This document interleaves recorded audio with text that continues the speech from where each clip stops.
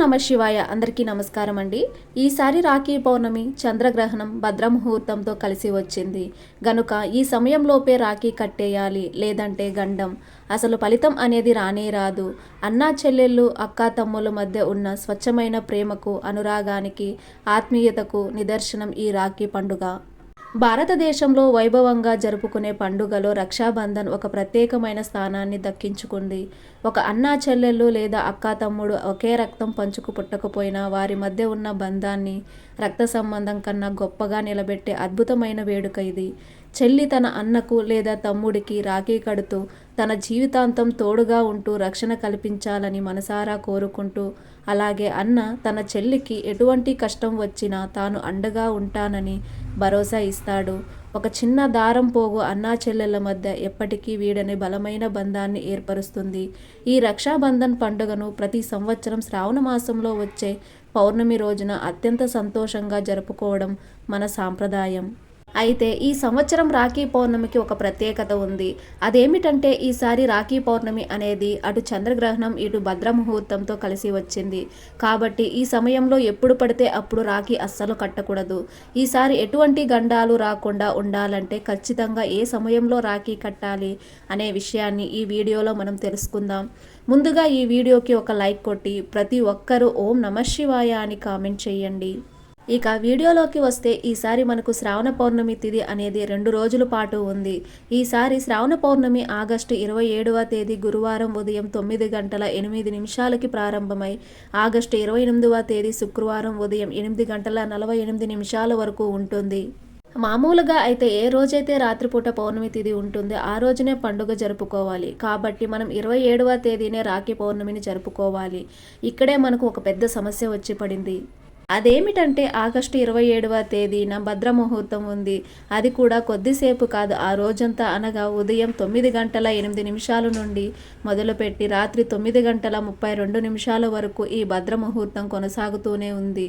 జ్యోతిష శాస్త్రం ప్రకారం భద్రముహూర్తం అనేది శుభకార్యాలకు, ముఖ్యంగా రాఖీ కట్టే కార్యక్రమానికి అత్యంత అశుభకరమైన సమయం. శుభకార్యాలు భద్రముహూర్తంలో చేస్తే అశుభం కలుగుతుందని బ్రహ్మదేవుడు శాపం పెట్టాడు. భద్రముహూర్తంలోనే రావణుడికి అతని సోదరి రాఖీ కట్టడం వల్ల లంకాధిపతి నాశనమయ్యాడు. అందుకే ఈ భద్రముహూర్తంలో ఏ శుభకార్యం చెయ్యరు. భద్రముహూర్తంలో రాఖీ కట్టడం నిషిద్ధం. అసలు ఎవరు ఈ భద్రమాత అని చాలా మందికి సందేహం రావచ్చు. మన హిందూ పురాణాల ప్రకారం సూర్యదేవుడు కుమార్తె భద్రామాత. ఈవిడ ఛాయాదేవికి జన్మనిచ్చింది.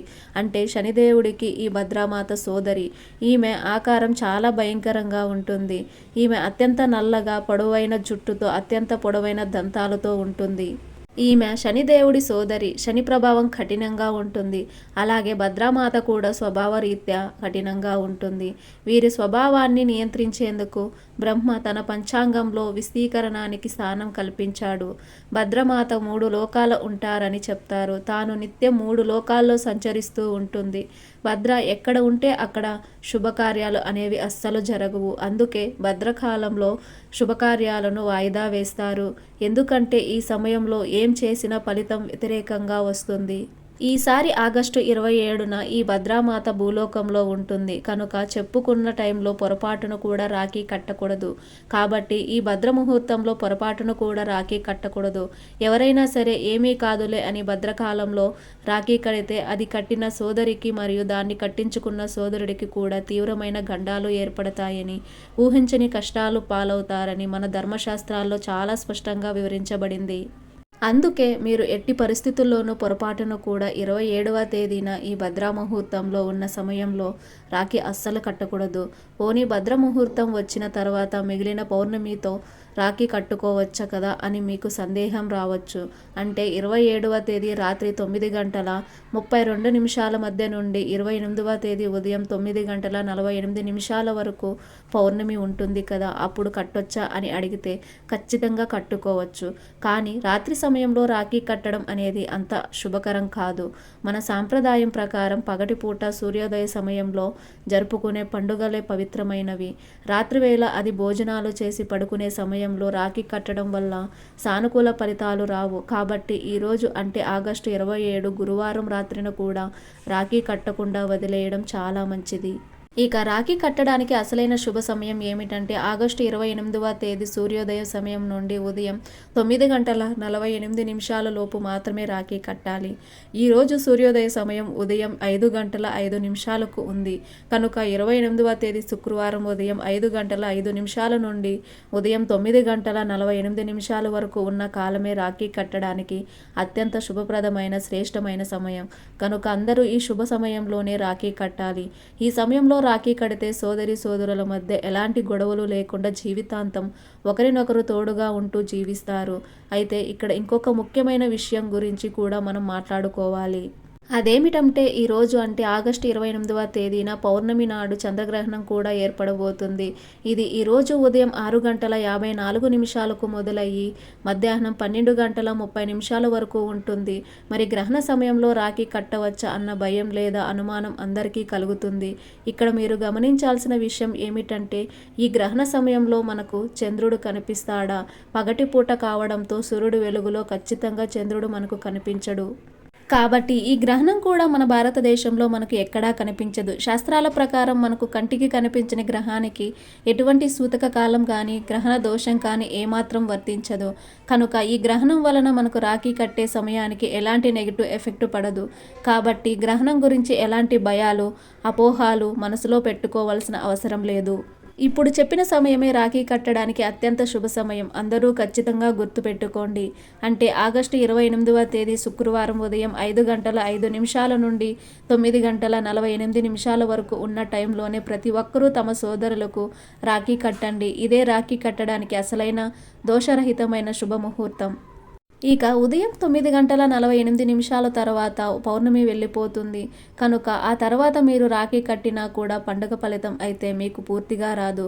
అందువల్ల ఎవరైతే రాఖీ కట్టాలనుకుంటున్నారో వాళ్ళందరూ కూడా తమ విలువైన సమయాన్ని వృధా చేసుకోకుండా ఈ శుభ సమయంలోనే మీ అన్నాదమ్ములకు ప్రేమతో రాఖీ కట్టి వారి ఆశీస్సులు పొంది జీవితాంతం ఒకరినొకరు తోడుగా ఉంటూ అన్ని శుభ ఫలితాలను పొంది ఎల్లప్పుడూ సంతోషంగా జీవించండి. రాఖీ కట్టేటప్పుడు కట్టేవాళ్ళు కానీ కట్టించుకునే వాళ్ళు కానీ ఒక శ్లోకం చదువుకుంటే సంవత్సరం పాటు అద్భుతంగా విష్ణుమూర్తి శక్తి మిమ్మల్ని కాపాడుతుంది.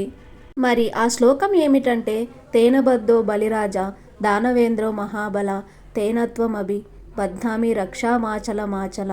ఈ శ్లోకం అర్థం ఏమిటంటే బలిచక్రవర్తి అనే గొప్ప రాజు ఉండేవాడు. ఆయన గొప్ప దాత. ఆయన దగ్గరకు విష్ణుమూర్తి వామన రూపంలో వెళ్ళి 3 అడుగుల స్థలాన్ని దానం అడిగి వామన రూపంలో బలిచక్రవర్తిని పాతాళానికి తొక్కేస్తాడు. అలా వామన రూపంలో బలిచక్రవర్తిని పాతాళానికి తొక్కేసినటువంటి ఆ శక్తి మొత్తం కూడా రక్షా రూపంలో కడుతున్నారు. ఈ శక్తి సంవత్సరం పాటు మనల్ని రక్షించాలి, స్థిరంగా మనల్ని కాపాడాలి అని చెప్పటమే ఈ శ్లోకంలోని అర్థం. కాబట్టి రాఖీ కట్టినప్పుడు తప్పక ఈ శ్లోకం చదువుకోండి. ఒకవేళ ఈ శ్లోకం చదవటం మీకు కాకపోతే రాఖీ కట్టేటప్పుడు ఓం వామన రూపాయ మహావిష్ణువే నమః అని మాటను అనుకుంటూ రాఖీ కట్టండి. రక్షాబంధన్ రోజు మీ చెల్లెలు కానీ అక్క కానీ రాఖీ కట్టాక బహుమతిగా ఇవ్వాలనుకుంటే ఏదైనా చిన్న బంగారం వస్తువు ఇవ్వండి. మొదటి ప్రాధాన్యత బంగారానికి ఇవ్వాలి. తర్వాత ధనం ఇవ్వవచ్చు లేదా వస్త్రాలు ఇవ్వవచ్చు. అంటే చీర పెట్టవచ్చు. ఇలా మీ స్తోమతను బట్టి బంగారం కానీ డబ్బులు కానీ లేదా చీరను కానీ ఇవ్వాలి. కానీ పొరపాటును కూడా వెండి లేదా వెండి వస్తువులను అంటే వెండి కుంకుమ భరణి, వెండి పట్టీలు, వెండి గ్లాసులు, వెండి ప్లేట్లు ఇలాంటివి ఏవీ కూడా ఇవ్వకూడదు. తెలియక వెండి వస్తువులను ఇస్తే సోదర సోదరీమణుల మధ్య విభేదాలు వస్తాయి. మంచిది కాదు, అరిష్టం. కనుక ఓపిక ఉన్నవారు బంగారం ఇవ్వండి లేదా ధనం ఇవ్వండి లేదా పసుపు కుంకుమలు పెట్టి చీర కొని ఇవ్వండి. చీరను కొనే స్తోమత కూడా లేకపోతే జాకెట్ మొక్క పెట్టి పసుపు కుంకుమలు ఇవ్వండి చాలు. ఆ చీరల్లో కూడా నలుపు నీలం రంగులో ఉండే చీరలు కానీ జాకెట్ ముక్కలు కానీ ఇవ్వకూడదు. అంచు ఉన్న చీర మాత్రమే కొనివ్వండి. ఎందుకంటే అంచు ఉన్న వస్త్రం ఇస్తే ఇచ్చిన వారికి మరియు తీసుకున్న వారికి ఇద్దరికీ కూడా ఆయుష్ కలుగుతుంది. అలాగే చీరలు ఇచ్చేటప్పుడు ఎడమ భుజం మీద కండువా వేసుకుని ఇవ్వండి. ఎడమ భుజం మీద కండువా లేకుండా ఎప్పుడూ కూడా వస్త్రదానం చేయకూడదు. కాబట్టి రాఖీ పౌర్ణమి రోజు వెండి వస్తువులను, నల్ల రంగు బట్టలను, నీలం రంగు బట్టలు ఎట్టి పరిస్థితుల్లోనూ కూడా బహుమతిగా ఇవ్వవద్దు. అందరూ ఈ విషయాన్ని గుర్తించుకొని జాగ్రత్త పడండి. ఈ వీడియో మీకు ఉపయోగకరంగా ఉంది అని అనిపిస్తే ఖచ్చితంగా ఒక లైక్ కొట్టి మన ఛానల్ని సబ్స్క్రైబ్ చేసుకుని మీకున్న ధర్మ సందేహాలకు మాకు కామెంట్ ద్వారా తెలియజేయండి. ఓం నమః శివాయ.